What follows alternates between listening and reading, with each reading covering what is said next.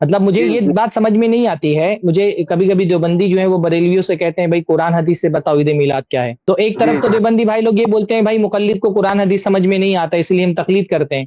دوسری طرف بریلویوں سے بولتے ہیں کہ قرآن و حدیث سے عید میلاد ثابت کرو. تو یہ دیوبندیوں کی یہ بات سمجھ سے باہر ہے کہ اہل حدیث جب کوئی بات بولتے ہیں قرآن حدیث سے ثابت کرو تو بولتے ہیں نہیں ہم تو مقلد ہیں اور ہم کو رسول اللہ صلی اللہ علیہ وسلم کی حدیثیں سمجھ میں نہیں آتی ہیں, قرآن سمجھ میں نہیں آتا اس لیے ہم تقلید کرتے ہیں. پھر آپ جب خود جا کے بریلویوں سے بولتے ہیں عید میلاد قرآن و حدیث سے ثابت کرو, تو دیوبندیوں کو بریلویوں سے یہ پوچھنا چاہیے کہ بھائی ہم تو امام ابو حنیفہ کے مقلد ہیں تو امام ابو حنیفہ سے ہی ثابت کر دو عید میلاد. نہیں ثابت ہے, نہیں امام ابو حنیفہ سے بھی نہیں ثابت ہے عید میلاد. ان کے زمانے میں وجود ہی نہیں تھا عید میلاد کا کوئی. نہیں ثابت ہے تو انشاءاللہ تعالی ہم نہیں مانیں گے, کبھی نہیں مانیں گے. یہ رویہ ہونا چاہیے. میں ادھر اپنے علاقے میں دیکھ رہا ہوں کہ بعض دیوبندی جو ہے نا وہ نرم پڑ گئے عید میلاد کے معاملے میں. بلکہ بھی تو میں عمرہ میں ایک مسجد میں نے دیکھا دیوبندی مسجد میں رائٹنگ لگی ہوئی ہے اور کچھ لوگوں کو دیکھ رہا ہوں کہ وہ بول رہے ہیں نہیں چلو ہم روزہ رکھ لیں گے عید میلاد کے دن. بھائی اللہ کے رسول صلی اللہ علیہ وسلم سے نہ روزہ رکھنا ثابت ہے نہ خوشی منانا ثابت ہے. 12 ربیع الاول کو اللہ کے نبی سے کچھ بھی نہیں ثابت ہے. اچھا بعض دیوبندیوں کو میں دیکھ رہا ہوں خود نہیں منا رہے لیکن روک بھی نہیں رہے, چھوڑ دیا ہے لوگوں کو آزاد. اور جتنا شدید انکار اہل حدیث کر رہے ہیں عید میلاد پر, دیوبندی اتنا شدید انکار نہیں کر رہے ہیں. تو اپنا کام صرف یہ نہیں ہے کہ ہم بچیں, ہمارا کام یہ بھی ہے کہ کوئی غلط کر رہا ہے تو اس کو دیکھ کر کے روکیں. یہ بھی ہماری ایک ذمہ داری ہے. ہر دیوبندی کے نہیں, میں تمام جو ہمارے سامعین اس وقت اسٹریم میں موجود ہیں میں سب سے یہ کہہ رہا ہوں کہ اللہ کے رسول صلی اللہ علیہ وسلم کے دین میں اگر کوئی چیز نئی ایجاد کی گئی ہے تو ہمارا کام صرف یہ نہیں کہ ہم اس کو قبول نہیں کرتے, ہمارا کام یہ بھی کہ ہم اس پر انکار بھی کریں. دیکھیے حضرت عبداللہ ابن عباس ایک مرتبہ حضرت امیر معاویہ کے ساتھ کعبۃ اللہ کا طواف کر رہے تھے.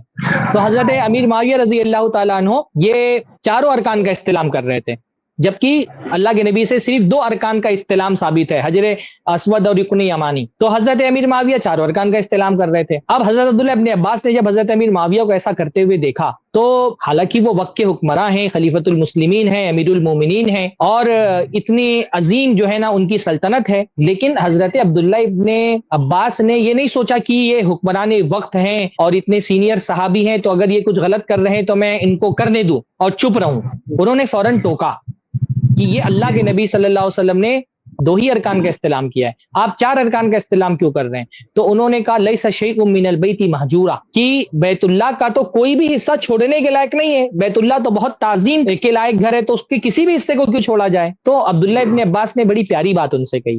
انہوں نے کہا لقد کان لکم فی رسول اللہ اسوۃ حسنہ, تمہارے لیے اللہ کے نبی صلی اللہ علیہ وسلم کا طریقہ بہترین طریقہ ہے. تو حسنہ وہ ہے جو رسول اللہ کے اسوہ سے ثابت ہو. رسول اللہ کا اسوہ اور بدعت 2 الگ الگ چیزیں ہیں. تو فوراً ان کو ٹوکا اور حضرت عبداللہ ابن عباس کی اس بات پر فوراً حضرت امیر معاویہ نے ان کی اس تصحیح کو قبول بھی کیا اور کہا صدقتا, کہ ابن عباس آپ بالکل صحیح بات کہہ رہے ہیں, سچ بات کہہ رہے ہیں. تو یعنی آپ دیکھیں کہ صحابہ کا مزاج کیسا ہوتا تھا کہ ان کے سامنے کوئی غلط کام اگر کیا گیا, دین میں ذرہ برابر اضافہ وہ برداشت نہیں کرتے تھے, فوراً ٹوکتے تھے چاہے اس کرنے والا حاکم وقتی کیوں نہ ہو. اس سے پہلے کی بات میں نے بتایا کہ ابن عمر کے سامنے ایک آدمی نے چھینک آتے وقت کہا الحمدللہ والسلام علی رسول اللہ, فوراً ابن عمر نے ٹوکا. تو یہ میں دیوبندیوں کے ہاں ایک چیز یہ دیکھ رہا ہوں کہ ایک کیونکہ بریلویوں سے ایک طرح کی انسیت ہے, لگاؤ ہے دیوبندیوں کو, تو خود نہیں بھی کریں گے تو جیسا شدید انکار ہونا چاہیے ویسا شدید انکار نہیں کر رہے. اور ہمیں جماعت اسلامی والے وہ تو دبے الفاظ میں کسی طرح سے تائید ہی کرتے رہتے ہیں, کچھ نہیں کر پاتے تو سیرت کانفرنس کر رہے ہیں, کچھ نہیں کر پا رہے تو بلڈ ڈونیشن کیمپ لگا رہے ہیں. ارے بھائی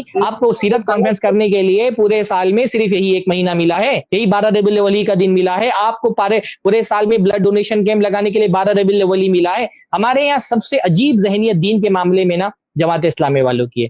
دیوبندی چلو کم سے کم منع نہیں رہے, روک نہیں رہے, خاموش ہیں, لیکن تائید تو نہیں کر رہے. جماعت اسلامی والے کسی نہ کسی طور پہ بدعتیوں کی تائید کے چکر میں رہتے ہیں, کیونکہ ان کے یہاں دین جو ہے نا وہ ڈیموکریسی والا دین ہے, اور ڈیموکریسی والے دین میں ان کو ووٹ اپنے چھٹ جانے کی بہت فکر رہتی ہے. ان کے لیے بریلوی کو ایک ووٹ بینک کی طرح دیکھتے ہیں, تو وہ سوچتے ہیں کہ چلو ان کی دبے لفظوں میں ہی تائید کر دیں.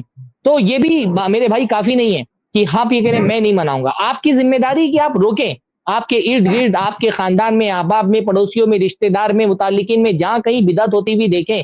بدعت سب سے بڑا منکر بدعت ہے. اللہ کے نبی نے فرمایا منکر دیکھو تو ہاتھ سے روکو, ہاتھ سے نہیں روک سکتے ہو زبان سے روکو, زبان سے نہیں روک سکتے ہو کم سے کم دل میں برا جان. جی صحیح بات.